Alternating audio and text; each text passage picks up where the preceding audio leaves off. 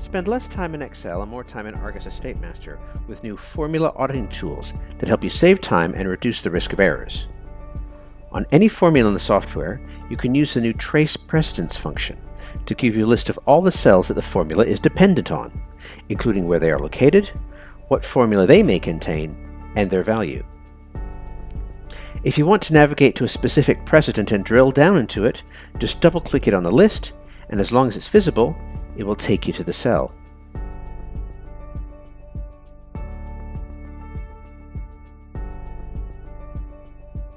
If you come across a formula that is resulting in an error, you can use the new Trace Error function to locate and navigate to the cause.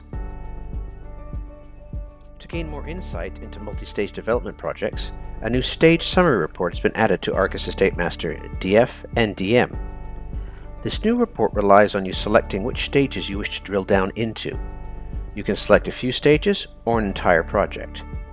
The report then instantly updates to show you a summarized view of costs, revenues, and key performance indicators for each stage, side by side. Our main summary report in ARGUS EstateMaster DF and DM has been expanded to present new data.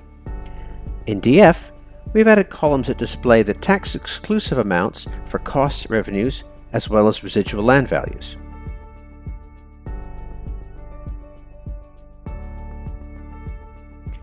In DM, a comments column has been introduced, allowing you to provide commentary on the budget variations.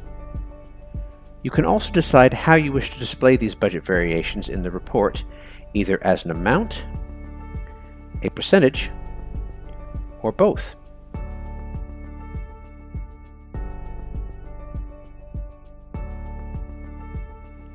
Finally, when switching to the current forecast view in the summary report, two new columns will now be displayed: cost to date and forecast to complete. At a click of a button, you can now instantly switch your detailed monthly or quarterly cash flow forecasts to a more concise annual view. In ARGUS EstateMaster DF and DM, just navigate to your cash flow tab and click on the Show Yearly button.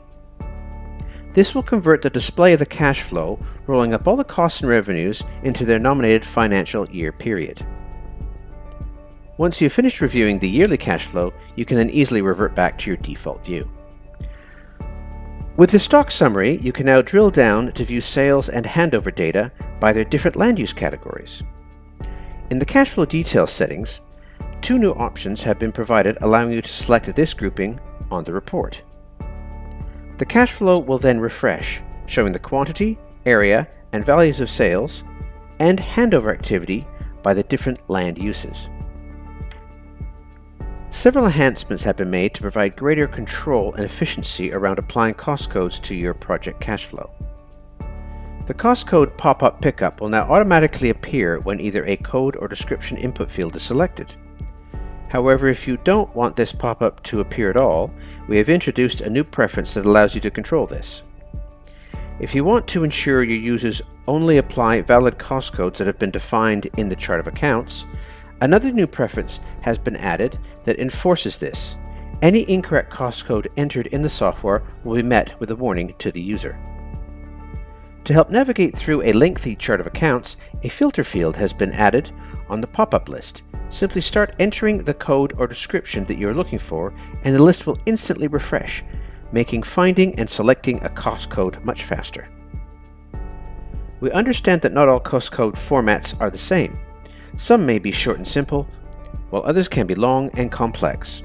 Therefore, we have provided an option to increase the width of the cost code column to cater for those larger codes, ensuring they appear on the screen and on the printed reports. The project milestone Gantt chart can now handle more complex task linking and the ability to manually adjust predecessors and apply lag and lead times between tasks. These offsets can be expressed as a number of days, weeks, months, or a percentage of time, allowing for precise modeling of project timelines. Lag and timelines can be entered directly in the input assumptions for costs and revenues.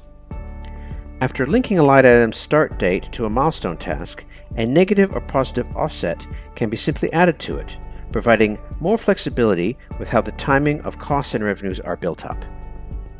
A new standby fee has been included for each loan facility, allowing you to calculate a percentage of the undrawn loan amount that is payable as a fee to the lender throughout the duration of the loan. This fee is calculated in arrears, either on a monthly or quarterly basis, and is reported on the cash flow along with all the other loan fees. Tracking your financial obligations in development projects has become a lot clearer now, with the ability to record committed funds in more detail. Additional input columns in the ARGUS EstateMaster DM Cashflow tab allow you to identify the current amounts for purchase orders, contracts, and change orders. This is then rolled up to show you your total commitments, as well as what is uncommitted for each cost line item. Not needing to track your commitments? No problem. Just navigate to the cash flow view options and remove these columns from your report.